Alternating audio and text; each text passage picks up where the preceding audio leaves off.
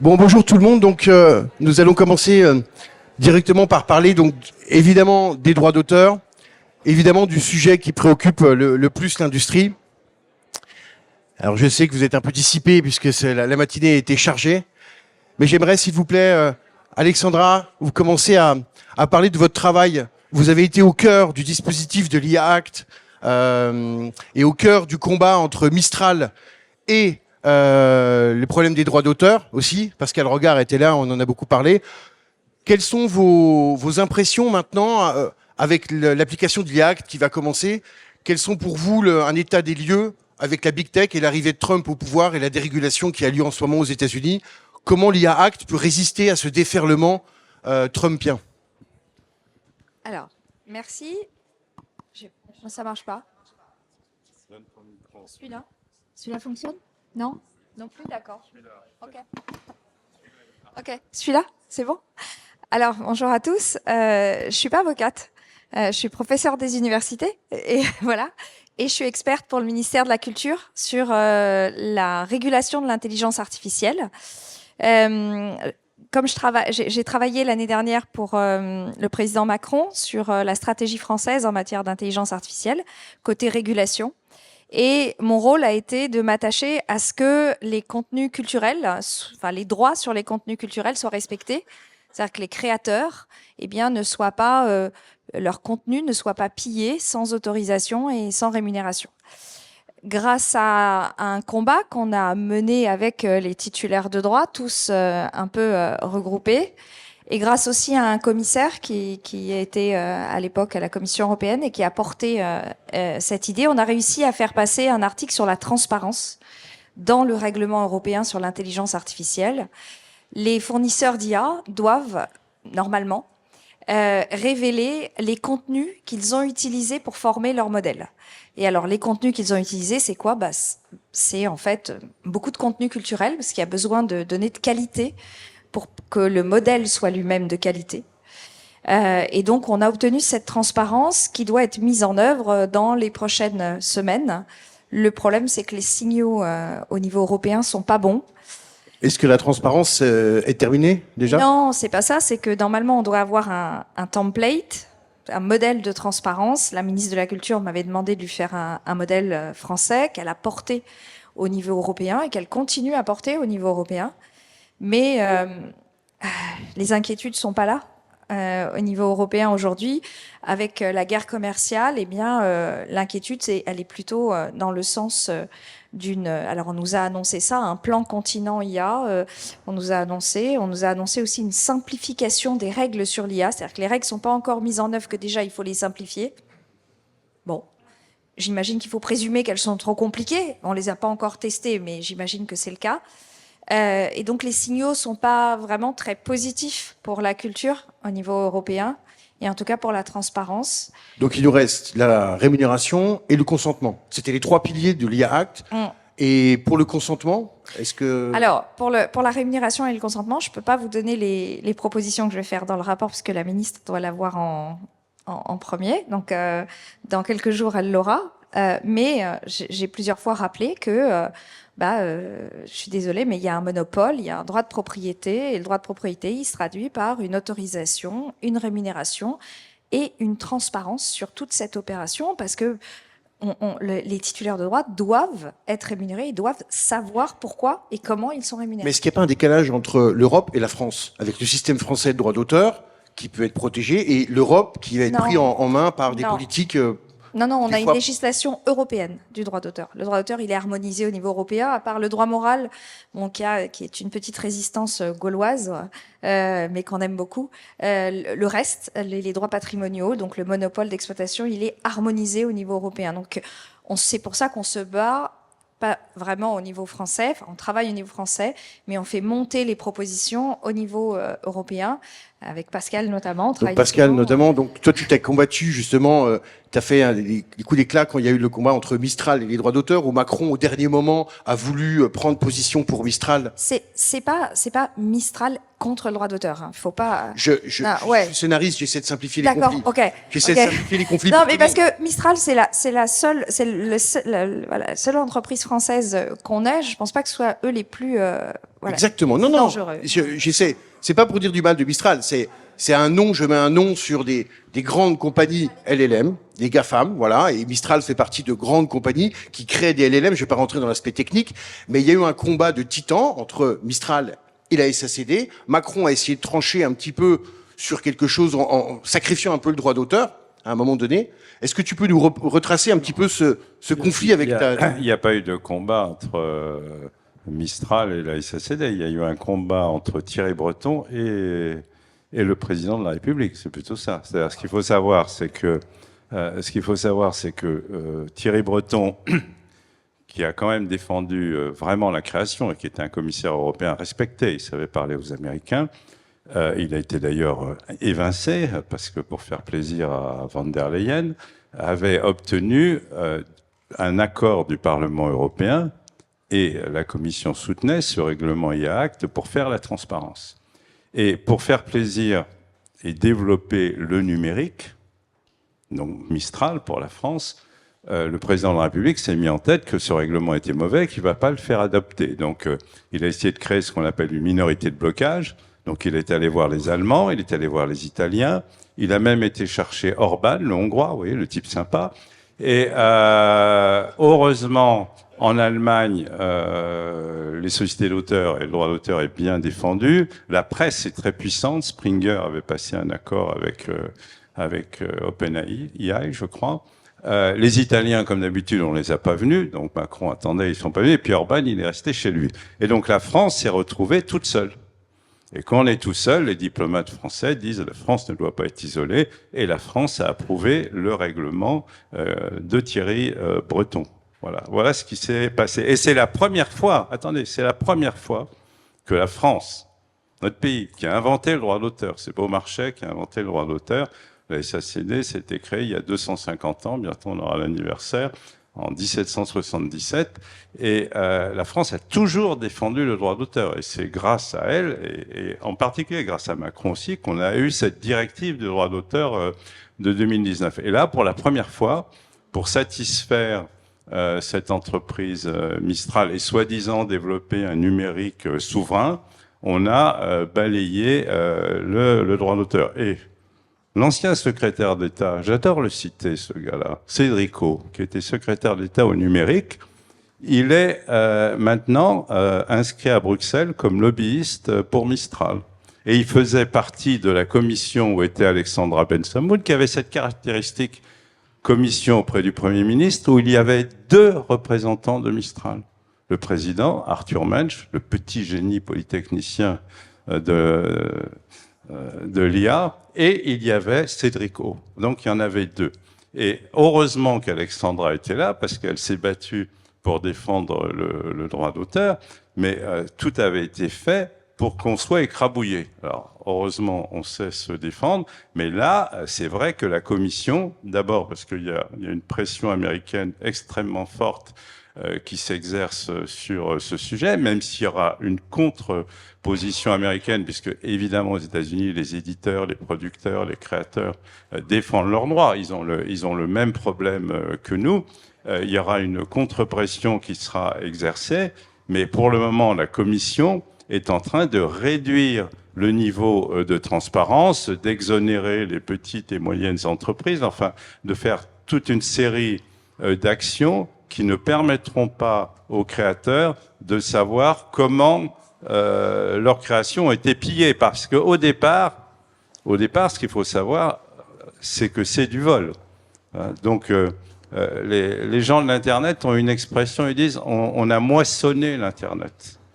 Or, si je suis un agriculteur qui moissonne son champ, je suis un bon agriculteur. Je nourris la population. Si je suis un agriculteur qui va moissonner le champ du voisin, ce qu'ils font, je suis un voleur. Donc c'est Sam Altman et les 40 voleurs. Et c'est le studio Ghibli qui vient de sortir, Alors, qui était l'acte le plus dingue de bah, vol et de pillage. Voilà. Alors ça, non mais ça c'est formidable en notre faveur parce que avec ces systèmes, on ne voit pas ce qui a été volé parce que ça se mélange et quand ça ressort, c'est autre chose. Et là, avec le studio Ghibli, on voit tout de suite que c'est une Pour expliquer à tout contrefaçon le monde, de Miyazaki. Voilà. Le studio Ghibli, c'est un des studios les plus renommés artistiquement au Japon, et ils ont une certaine patte, un certain style. Et ChatGPT a sorti une fonctionnalité Studio Ghibli, on peut s'inspirer du studio Ghibli. Donc en fait, ils ont volé les studios Ghibli et ils font payer aux consommateurs la possibilité de piller les autres. Enfin, c'est du vol organisé.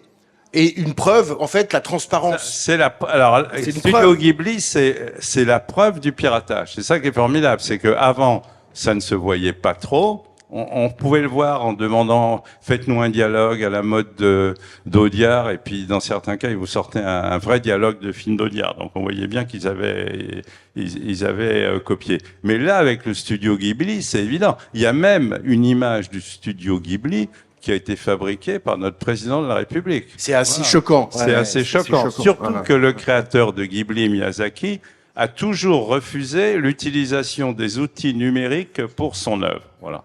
Patrick, toi, tu travailles comme dans les voix anonymes, tu t'es combattu là-dessus. Il y a aussi ces mêmes problématiques au niveau des acteurs et des voix. Comment tu vois les choses? Et en tout cas, tu fais partie de cette force de frappe qui met en garde contre le pillage des IA. Alors, nous sommes avec effectivement toutes les autres fédérations à Bruxelles, donc les réalisateurs, les scénaristes, les musiciens. Il y a aussi des producteurs, puisqu'on est dans le même bateau. Hein, il y a aussi du vol de production. Donc voilà, on est. Alors je sais pas, c'est des millions de personnes, hein, des millions de professionnels, c'est énorme. Et donc nous sommes aussi impactés effectivement par ce pillage des données. Donc alors je vais essayer de pas être trop grincheux, hein, parce que en fait c'est le message envoyé par voilà, c'est ça. L'idée, on est là, c'est pour essayer de débattre, hein, c'est très important. Mais c'est vrai que depuis 2 ans, on est sur les alertes de vol de voix, puisqu'on récupère nos voix sur Internet et on en fait des clones comme ça sans nous demander l'autorisation. Studio Ghibli aussi, c'est comme Studio Ghibli, ils volent les voix des gens. Exactement. Il y a eu l'exemple avec la voix du regretté Alain Dorval qui faisait la voix de Sylvester Stallone. Scarlett Johansson aussi. Exactement. Et donc ce comédien français qui a enregistré énormément de doublages a été spolié de sa voix pour faire une bande-annonce du prochain Stallone. Donc les ayants droit n'avaient pas donné l'autorisation pour ça. Donc là on voit qu'il y a... Non mais on va pas... Je peux... Elle avait donné l'autorisation pour un essai, c'est ça. Mais pas pour une diffusion. Voilà. Sans rentrer dans les détails effectivement des relations familiales, mais ça a été vécu comme un vol. Il y a aussi la voix de Jacques Franz, qui est la voix de Robert De Niro aussi, qui a été utilisée pendant des semaines. Donc on est dans un pillage effectivement de ces voix-là. Qu'est-ce qu'on fait, Patrick? Toi là, tu es législateur, tu as une loi à faire. Quelle est la première loi que tu vas faire? Alors nous on a deux problématiques, c'est le vol des voix et aussi des visages, parce que ça peut aussi concerner les acteurs, mais on a aussi de manière plus large l'utilisation et finalement comment on va demain incarner des personnages, que ce soit à l'image ou au son. Donc nous ce qu'on revendique c'est de garder l'interprétation humaine contre l'artificialisation des émotions. C'est le quota humain dont on parlait tout à l'heure. Exactement, les quotas humains. Donc de garder les acteurs, de garder vraiment cette richesse de jeu, de proposition de jeu, c'est très important. Voilà, nous on est vraiment là-dessus. Tu peux nous préciser un tout petit peu cette possibilité de quota humain, c'est-à-dire comment tu vois exactement? Ben, si on part du principe que si il y a plus d'acteurs sur une scène de tournage, parce que finalement on met un avatar, eh bien il y a tous les métiers autour de l'acteur qui disparaissent. Donc les techniciens, les ingénieurs du son. Tout ça, c'est une bulle créative. C'est aussi une bulle sociale parce que tous ces gens-là ont aussi d'autres productions après derrière. Ça nourrit l'intermittence, ça nourrit audience. Donc c'est tout un système, tout un écosystème social qui fait partie de notre exception culturelle et qui permet cette créativité française qui est exceptionnelle. Concernant le doublage que je représente par la voix de Touche pas ma VF, hein, que tout le monde connaît, hein, la pétition qui a bien marché et surtout la vidéo qui a fait 20 millions de vues sur tous les réseaux. Par exemple, le doublage en France, c'est 85% des films étrangers qui sont vus dans les cinémas sont vus en VF. Alors on se rend pas compte, parfois on discute avec des Parisiens, ils vont voir les films uniquement en VO, mais dès qu'on passe le périphérique, c'est la VF partout. Donc puisqu'on est dans le cinéma, j'ai noté 2-3 chiffres en fait. J'ai par exemple le blockbuster Avatar qui a fait 13 millions d'entrées. et c'est 90% du visionnage en VF. Voilà. Super Mario Bros, 7 millions d'entrées, 97% en VF. Barbie, 5,8 millions d'entrées, c'est 73%. Bon après, Mission Impossible, 80%. Tous ces films, ces blockbusters américains, font partie du succès du cinéma, des entrées au cinéma. Donc ils financent le CNC. Donc ça, c'est vraiment toute une part importante. Le doublage en France participe à ces succès-là, parce qu'on a un artisanat qui est très fort, on a des comédiens, des auteurs aussi, des gens qui adaptent les doublages. Donc quand tu vois les créateurs, les discussions de ce matin, ou des gens enthousiastes sur l'IA ou la créativité, quelle est ta réaction à toi sur ça? Qu'est-ce que tu as envie de leur dire en fait? Comment faire la créativité avec des règles? Alors, moi, je suis très geek, j'adore la technique, donc j'ai pas de souci avec ça. Mais il faut que ce soit au service de l'humain, c'est-à-dire il faut qu'on puisse utiliser ces outils, que ces outils soient clearés en quelque sorte ou normés. Enfin, il va falloir trouver peut-être des normes ISO pour qu'ils soient exploitables par les producteurs et aussi par les diffuseurs, pour qu'on puisse les utiliser intelligemment et qu'effectivement on casse pas la chaîne des métiers. Ça, c'est vachement important. Est-ce que Alexandra, vous avez voyagé beaucoup, est-ce qu'il y a des pays qui ont trouvé des solutions intéressantes auxquelles on pourrait s'inspirer? Je crois que c'est important ce qu'a dit Patrick. Moi, je suis geek depuis mon plus jeune âge. C'est pour ça que je fais du droit du numérique. Je branchais les ordinateurs en réseau avant qu'il y ait l'internet à la maison. Donc voilà. Donc je suis pas anti-IA, au contraire. Mais en revanche, je suis aussi favorable à ce que les outils ou que la technologie soit, comme on dit, human-centric, c'est-à-dire au service de l'humain. Donc ça, c'est important. On est là pour essayer de réfléchir à une position équilibrée. En aucun cas pour interdire l'utilisation d'un outil. Ça n'a aucun sens d'interdire l'utilisation d'un outil. Moi, ce que je pense, c'est qu'il faut qu'on crée un cadre de confiance. Ça tombe bien, notre président de la République, c'est ce qu'il a dit lors de l'IA Summit. Si, j'étais là, j'étais dans la pièce, au Grand Palais. En même temps. Hein. Non, non. Au Grand Palais, il a conclu, discours de clôture du sommet de l'IA, il a dit qu'il nous faut, c'est vraiment, je pense qu'il a raison, il nous faut une troisième voie.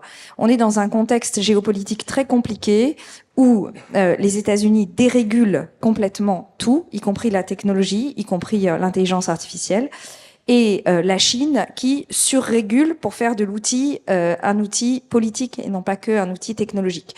Au milieu, on est l'Union européenne, on est aussi la France, on a un certain nombre de valeurs, on n'a pas envie d'y renoncer à ces valeurs.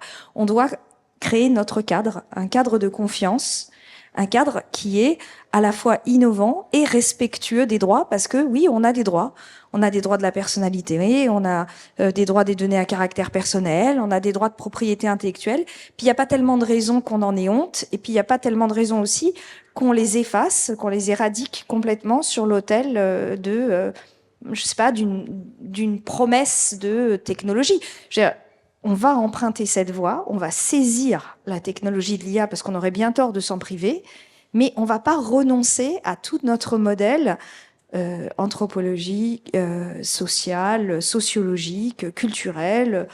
Voilà, c'est tout. C'est une voie de l'équilibre. Il me semble que c'est important qu'on se positionne entre les États-Unis et la Chine. On est l'Union européenne. Noël, toi, tu essaies de rapporter une réponse technologique à ça.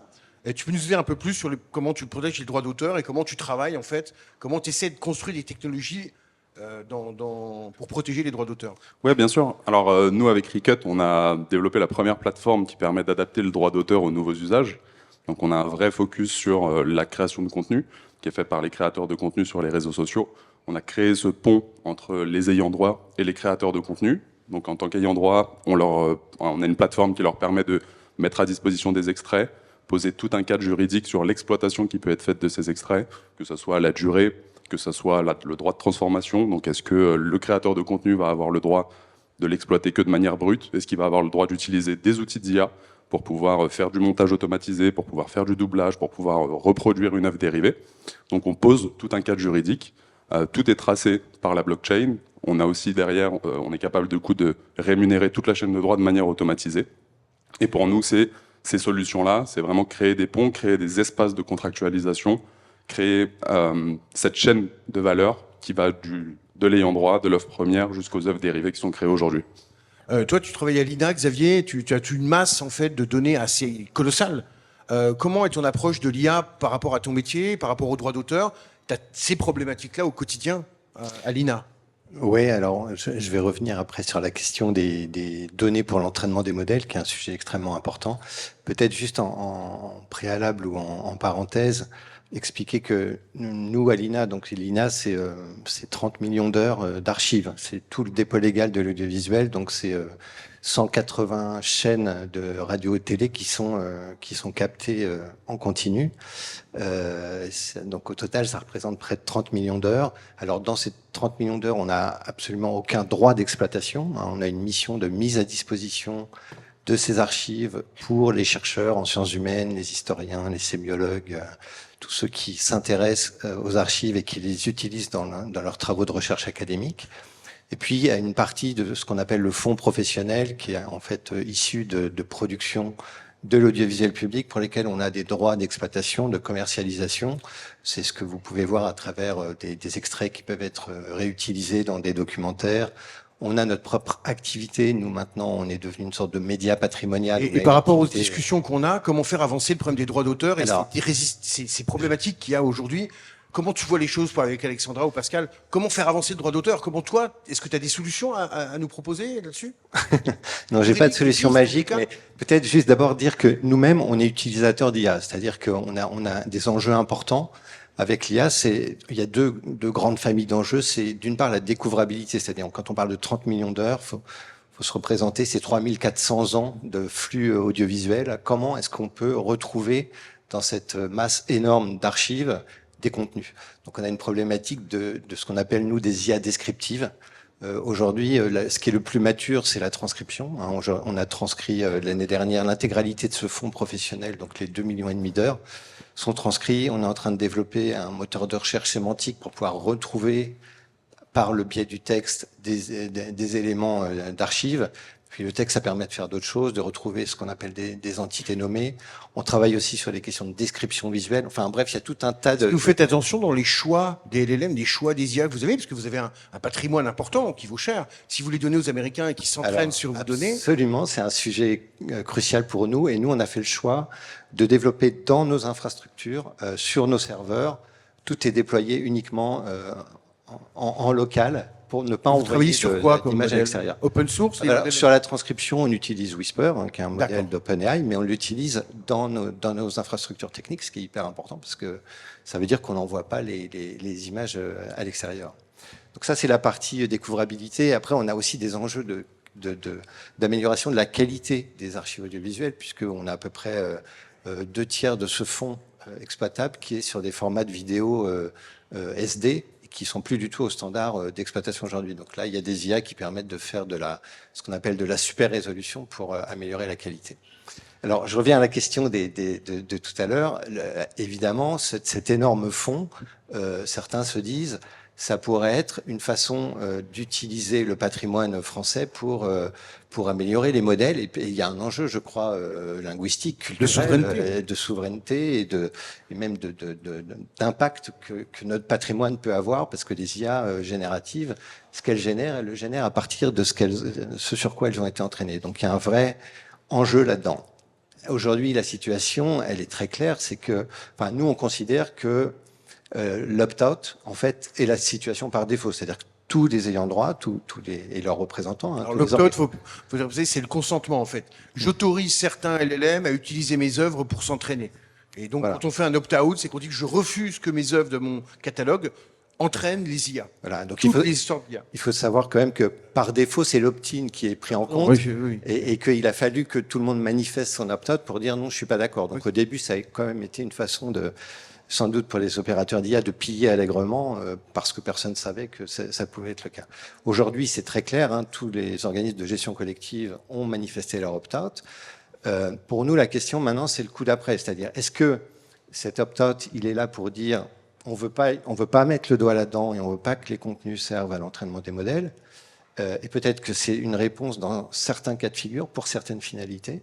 Ou bien est-ce que, au fond, ce qu'on veut, c'est dire il faut une autorisation, il faut une rémunération, donc il faut construire des datasets, des corpus de contenu qui sont pertinents pour tel et tel type de finalité, avec des licences associées qui soient négociées avec l'ensemble des ayants droit. Ça pourrait être la grande réconciliation avec Mistral qui vous aiderait justement à faire ce travail-là avec une IA. Mistral ou d'autres, il n'y a pas que Mistral, mais je pense qu'il y a une difficulté quand même qui est spécifique au secteur audiovisuel, c'est la multiplicité des ayants droit sur un même contenu. C'est-à-dire que vous avez des réalisateurs, vous avez des scénaristes, vous avez aussi des artistes-interprètes, il peut y avoir des compositeurs de musique, il y a les producteurs, et tout ça fait qu'il y a un énorme ensemble, disons, d'organismes de gestion collective différentes qu'il faut arriver à fédérer, mettre autour de la table. Pascal, toi qui es vraiment au cœur du problème de gestion des droits d'auteur, quelles sont tes recommandations, ou en tout cas, quelles sont les pistes à faire, à explorer avec l'état des lieux, d'arrivée de Trump au pouvoir et des...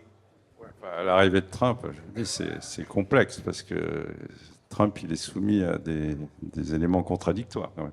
Non, la première recommandation, c'est que la France continue à défendre ce qu'elle a inventé, c'est-à-dire la propriété littéraire artistique, et qu'on arrête de tenir des doubles discours, parce que c'est bien le discours, j'y étais aussi, mais il y a eu un discours à la francophonie, à l'ouverture de la cité francophonie du président qui était complètement droit d'auteur, et 3 jours après, à Toulouse, devant la TEC, il y avait le contraire. Donc à un moment, j'ai du mal à m'y retrouver. Bon.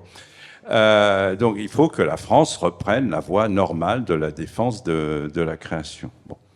Après, la bataille, pour le moment, elle se joue à Bruxelles. C'est-à-dire il faut que le règlement européen oblige à la transparence. Et pour le moment, ça recule. Ça n'avance pas, c'est plutôt recul par rapport à ce qui était obtenu. Ensuite, grâce à la ministre de la Culture, je veux le dire, Rachida Dati défend les droits d'auteur et elle a réussi à imposer que la question des droits d'auteur soit présente au sommet de l'IA.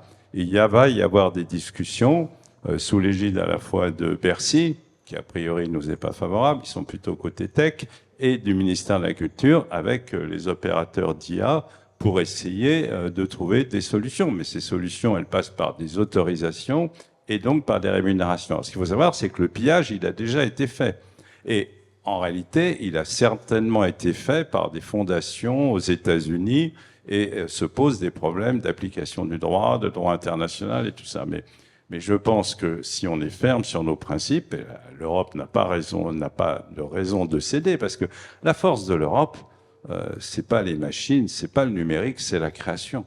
Là où on est bon, c'est pour créer, c'est les images. On est le premier pays après les États-Unis pour le cinéma, par exemple.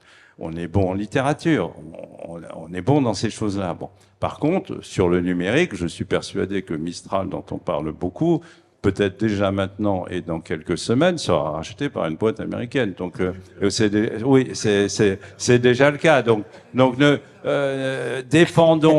défendons nos valeurs et ne faisons pas de l'entrisme. Là, il y a un texte formidable qui a été fait par le fondateur, le pilleur de Ghibli, Sam Altman, qui dit en gros que l'Europe doit abandonner toutes ses valeurs, doit laisser le champ libre aux entreprises américaines et ne doit finalement pas rémunérer la création artistique. Alors, les choses ne sont pas si compliquées, vous voulez le dire, parce que en réalité, il y a quand même des sociétés d'auteurs. La musique est regroupée pour les autorisations. Nous, on est regroupés. On se regroupera peut-être avec d'autres. Il faut que les producteurs aient l'intelligence aussi de se regrouper, parce qu'un individu tout seul, qu'il soit auteur ou producteur, face à ces énormes machines, ne peut pas se défendre. Mais on a la possibilité de réagir.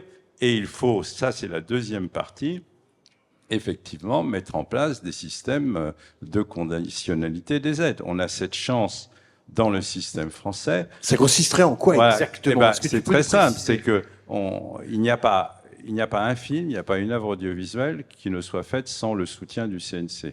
Alors, il faut voir que si on utilise moins de création humaine, à un moment donné, on devra être moins aidé. Voilà, ceux qui continueront d'utiliser de l'humain seront aidés comme avant, et même plus qu'avant d'ailleurs, et ceux qui l'utiliseront moins seront moins aidés. On fait ça par exemple pour l'écologie, on fait ça pour la lutte sur les violences sexuelles. Donc il faut. J'aimerais comprendre concrètement. Concrètement, c'est très simple. Ça passe par le règlement des aides, de voir à peu près faire des exemple, moyennes. je suis réalisateur. Oui. Je suis réalisateur. J'ai fait un film. Tout seul. Non, mais bon, prenons pas ces exemples-là qui sont trop Ah radicaux. bon. Non, mais j'ai fait un film. J'ai utilisé le parcours classique, mais en même temps des Ah ben IA. tu peux utiliser Comment- l'IA, mais c'est pas le Non, je sujet. sais, mais comment tu vas conditionner une aide sur une déclaration d'intention d'un auteur? Non, c'est pas une déclaration d'intention, c'est à l'arrivée que ça se juge. Générique. C'est postérieur. Si tu me fais un film absolument magnifique, mais il sera magnifique ton film, mais que sur ton générique, tu n'as pas un comédien, t'en as pas un, t'as un quart de technicien, et finalement, je sais pas, t'as même Comment pas, tu t'as définis tourné un nulle quart, part. le quart. Par rapport à un film qui coûte Bah, 5 millions d'euros, tu vas dire, voilà, il y a tant on- d'emplois par rapport à un film qui coûte 5 On millions. va réfléchir. Alors, Si vous- ce que tu dis, tu vois, c'est ce que... Alors, les Américains, ils ont fait une grève assez longue, d'ailleurs, qui a posé des problèmes à l'exploitation française pour le sujet de leur rémunération et pour le sujet de l'IA. Et ils ont d'ailleurs prévu, dans les accords qu'ils ont passés avec les producteurs, une réglementation pour maintenir les emplois, en particulier fonction du de budget du scénaristes. film. Absolument. Tu as un budget Voilà. de film, tu as tant d'emplois. Si jamais tu as un budget de film qui est comme ça, mais tu as moins d'emplois, tu as moins d'aide du CNC. Pour le moment, on n'est pas encore... Ça serait ça. on n'est pas Principe. encore à la pratique, mais sur le principe, toi, malheureusement, mais je suis déçu pour toi, tu seras très peu aidé. C'est très décevant. Voilà. Mais comme ça t'aura coûté beaucoup moins cher, c'est ce que tu m'as expliqué, et que tu feras beaucoup d'entrées, peut-être Exactement. pas les 18 millions d'hier soir, Non. tu seras heureux. Voilà. On met tout le monde, il faut que tout le monde soit heureux. Le plus possible. Exactement. Bon, merci. Patrick, tu voulais revenir sur quelque chose, sur la plateformisation, justement, sur ce débat-là. Je comprends mieux les quotas. Je comprends mieux un petit peu comment ça va se calculer proportionnellement le budget d'un film, le nombre de comédiens là-dessus. Est-ce que c'est la même philosophie que tu as, toi, sur les quotas humains pour les voix? Oui, c'est ça. Ça peut être un quota de plan aussi dans un film. Enfin, tout ça, ça reste à discuter avec les autorités, effectivement. Mais là-dessus, je pense que sanctuariser l'émotion humaine, le travail du comédien, c'est essentiel parce que c'est ce qui fait la richesse. Et c'est la même problématique avec les auteurs aussi. Voilà, on est dans cette. Moi, ce que je voulais intervenir sur effectivement la traçabilité des datas. C'est vachement important. Ce que disait le monsieur de l'INA, c'était effectivement d'arriver à avoir des datas qui soient sur le sol européen ou sur le sol français.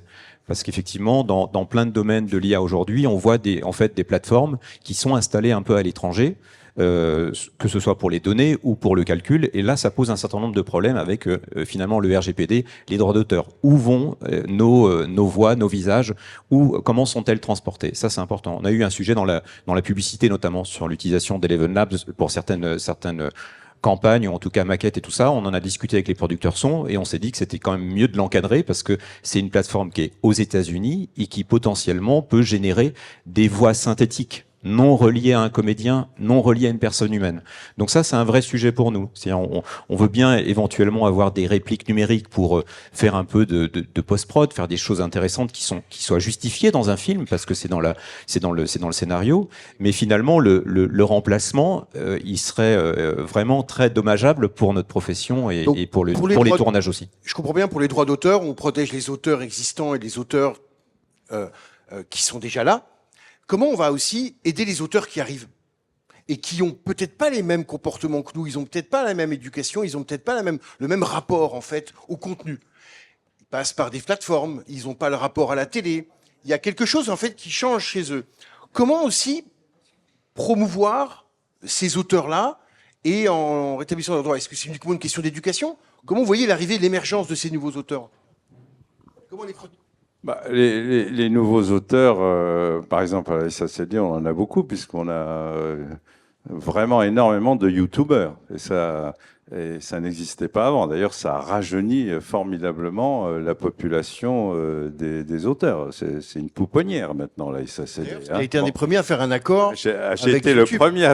Non, j'ai d'abord fait un accord avec Dailymotion, mais c'est un hasard. C'est mon fils qui en était le patron à l'époque, mais bon, ça c'est un hasard. mais je me suis mis à côté des négociations. Et l'accord avec Dailymotion nous a permis ensuite de faire l'accord avec YouTube. Alors, j'ai d'ailleurs une anecdote avec YouTube. C'est quand j'ai vu pour la première fois le patron de YouTube, c'était le grand responsable de ce qu'on appelle les contenus, parce que maintenant on parle plus des œuvres, on parle des contenus. Hein, ça c'est le truc. Et quand je l'ai vu la première fois, il m'a dit « Je veux bien faire un accord avec vous, mais il n'y aura jamais de rémunération proportionnelle aux recettes d'exploitation de YouTube. » Je lui ai répondu « Monsieur, je suis là depuis 1777, c'est la rémunération proportionnelle, revenez quand même. » Et finalement, on a fait un accord avec la rémunération proportionnelle, mais à l'époque, je n'avais pas le droit de le dire. Mais on voit quand même Voilà, donc- un affaiblissement des revenus des auteurs par les grosses plateformes comme YouTube. Ah, Il y a un- alors ça, c'est un autre sujet. C'est-à-dire, sur YouTube, il y a tellement d'œuvres qui sont déversées que effectivement la rémunération moyenne doit baisser. Mais il y a quand même des auteurs qui gagnent très très bien leur vie sur YouTube. Par contre, sur l'écosystème audiovisuel, il y a plutôt eu une augmentation des rémunérations du travail et quasiment un plein emploi des techniciens à cause des obligations qui ont été faites aux plateformes, à la fois Netflix, Disney et Amazon. Il y a eu un apport de rémunération supplémentaire extrêmement important, même si, du point de vue de la diversité et du style de ce qu'ils commandent, on n'est pas dans l'environnement du service public. Voilà. D'accord, donc pour résumer un petit peu sur les droits d'auteur, il y a d'un côté la rémunération, c'est-à-dire taxée, ça peut être la première Non, chose. c'est pas taxé.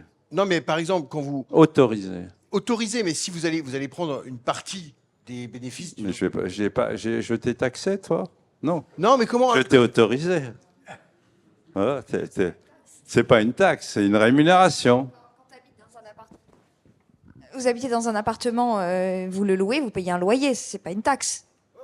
Bon, bah là, vous utilisez un contenu qui vous appartient pas, c'est pas une taxe, c'est le paiement. Non, mais ouais, mais c'est important parce que justement, dès lors qu'on parle de taxes, il y a tout de suite une crispation qui se fait.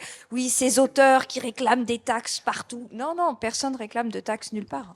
D'accord, non, mais alors... Le mot est peut-être un petit Le peu... mot est faux, Il n'était c'est pas tout. péjoratif. Enfin, c'était Mais pas... il est faux, c'est tout. D'accord, ça s'appelle... Par exemple, la rémunération copie privée, qui est une rémunération de droit d'auteur, les adversaires de la rémunération copie privée l'appellent tout le temps taxe. D'accord. Hein, et Ok. pour que les parlementaires, à un moment donné, la suppriment. Parce que si c'était une taxe, les parlementaires pourraient la supprimer. Quand c'est une rémunération de droit d'auteur, ils peuvent pas. Donc l'objectif, ça serait les big tech, tous ceux qui ont pillé les œuvres, de les faire payer leur loyer, Exactement. d'accord, et de participer à l'écosystème français, les droits d'auteur, en leur disant, écoutez, Non, pas français, européen. européen. Et ce qu'a dit Alexandra est vrai, c'est que, et très juste, c'est que l'ensemble du droit d'auteur est européanisé. C'est-à-dire la durée du droit d'auteur est harmonisée, les systèmes de droit d'auteur sont harmonisés à l'échelon européen. Et la France a des marges de manœuvre toute seule extrêmement faibles sur le droit d'auteur. Et on ne calculera pas la transparence. Vu qu'on n'aura pas la transparence, on ne pourra pas calculer exactement. Donc, ce sera une estimation, comme à l'époque de la copie privée. C'est la seule chose à faire pour l'instant. C'est pas parfait, mais c'est le seul moyen qu'on aurait pour protéger les auteurs. Franchement, si on n'a pas la transparence, ça va être très très compliqué. On peut pas faire un calcul comme ça. Mais vous croyez l'avoir un jour, la transparence? On va pousser. Ah, bonne Non, chance, mais bon courage. il y a une chose qu'il ne faut pas oublier, c'est que le droit d'auteur, c'est une construction jurisprudentielle. Il y a une grande loi sur le droit d'auteur qui est la loi de 57. Il y a une autre loi qui est la loi Lang de 85, donc on va fêter les 40 ans. Et avant 57, c'est toute la jurisprudence, ce sont des procès. Moi, je pense qu'au final, sauf si on arrive à des négociations, se terminera par des contentieux. Alors, ça Mais prend du temps. On mais peut pas attendre la transparence pour faire ça, parce que si on attend la transparence, on fera rien. Aux États-Unis, il y a une quarantaine de procès sur ce dont on est en train de parler, dont des class action. C'est vraiment un sujet Vous brûlant. croyez qu'ils vont ouvrir les boîtes noires OpenAI? Il y a un premier juge qui vient de décider que l'entraînement, c'était pas fair use. Donc, c'était pas Super. une exception. Donc, il allait falloir demander des Ça autorisations. risque pas de durer 10 ans, et en attendant, pendant 10 ans, les auteurs ne seront pas rémunérés parce qu'on veut la transparence. Alors, en même temps, Oui. Dans la musique, il y a eu un très beau documentaire sur DJ Mehdi. Quand il samplait au démarrage, c'était totalement... ils ont commencé à faire de la musique formidable. Et puis, à un moment donné, ils ont payé. non, il y a quelque chose, je veux te dire quand même, David, c'est que les grandes entreprises d'intelligence artificielle, en fait, ont commencé à passer des licences. Ils l'ont pas fait sur la création, parce que, à part l'affaire Ghibli, alors qui est malheureuse pour eux, plutôt bonne pour nous, au total, même si c'est un scandale absolu et un scandale mondial, on ne peut pas retrouver dans ce qui sort ce qui est rentré. C'est très compliqué. Bon. Mais on peut progressivement passer des accords avec eux, autoriser, et ce qu'il va falloir à un moment donné, c'est que les ayants droit se regroupent. Parce que un individu tout seul, une entreprise toute seule, sauf si elle est très puissante, ne peut rien faire. Mais là où ils ont commencé à passer des accords, parce qu'ils sont obligés, sinon leur machine ne marche plus, c'est la presse. Et pourquoi la presse? Parce que les données de la presse sont rafraîchies tous les jours par des journalistes. Et que si vous ne reprenez pas les données qui ont été faites par les humains, que sont les journalistes, vous nourrissez vos machines de fake news. Donc vous allez sortir que des horreurs. D'ailleurs, elles en sortent pas mal. Bon. Et donc, ils ont commencé à passer des accords. Alors, comme par hasard, l'AFP avec Mistral. On voit bien d'où vient la liaison. Bon. Et Le Monde a passé un accord avec, je crois, OpenAI. Et en Allemagne, il y a eu un accord entre Springer, voilà, et pareil. Pourquoi? Parce que sur la presse, sur l'information, si ils n'ont pas ces données vérifiées par des journalistes, le système ne marche plus. Donc Alexandre, vous êtes assez voilà. confiant sur le fait qu'avec les classes actions aux États-Unis, ils vont plier et ils vont enfin payer ce qu'ils ont. Alors, aux États-Unis, le droit est quand même plus favorable au. Hein, bon. C'est pas que je suis confiante, c'est que je vais vous expliquer. Je suis juriste. Je suis pas titulaire de droit. Voilà. Je suis pas non plus big tech. Je suis au milieu. Et en fait, il n'y a aucun marché pérenne qui se construit en écrasant une partie de la chaîne de valeur. Dans la vraie vie, ça n'existe pas. Donc, dans la vie numérique, il va falloir se recadrer. Et c'est pas la première fois qu'on connaît ce genre d'opposition. Vous avez un acteur fort qui dit non, rien, je paye rien, je veux rien, hein, je vous ai... Bon, mais il y a un moment où la raison, revient. Vous savez, ça fait pas très longtemps qu'on en parle en même temps, donc c'est pas étonnant qu'on soit aujourd'hui en train d'en parler. Les choses se font, elles avancent doucement, mais elles avancent quand même, voilà. Et la ministre de la Culture et la ministre de l'IA lancent normalement un round de dialogue justement pour essayer de porter un marché qui serait éthique et compétitif, parce que un système d'IA ou une solution qui est éthique, on peut imaginer que demain elle sera plus compétitive, parce que des condamnations, il va y en avoir. Des boîtes qui vont tomber, il y en aura. Voilà. Et donc, tant qu'à faire, essayer de se mettre en conformité au moment où on doit se mettre en conformité. Je pense que voilà, c'est le moment. C'est le moment de commencer à discuter pour créer ce marché. En tout cas, bravo pour votre travail. Non, mais là, c'est le Far West. Ça commence toujours comme ça. Le numérique, au début, c'est toujours le Far West. Ça a été comme ça pour la musique. La musique, au début, c'était le pillage, c'était Napster. Le marché s'est effondré. C'est l'histoire de Radioblog, de Deezer, voilà, etc. Exactement.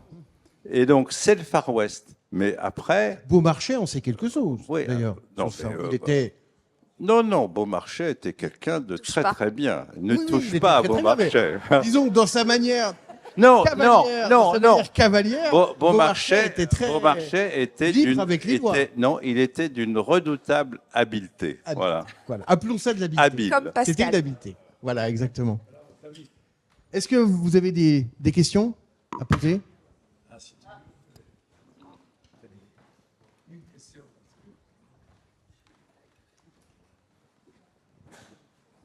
Oui, merci. C'était extrêmement riche. Hein. Merci beaucoup. Il y a une question qui n'a pas été évoquée et dont on a parlé ici, d'ailleurs, il y a quelque temps dans une IA Date. C'est l'invisibilisation des contenus originaux. Et c'est François Paché qui nous montrait que d'après une étude de Deezer, je crois, sur Spotify, montrait que désormais 30% d'une playlist est une composition de l'intelligence artificielle. Celui qui écoute sa playlist ne s'en aperçoit pas forcément.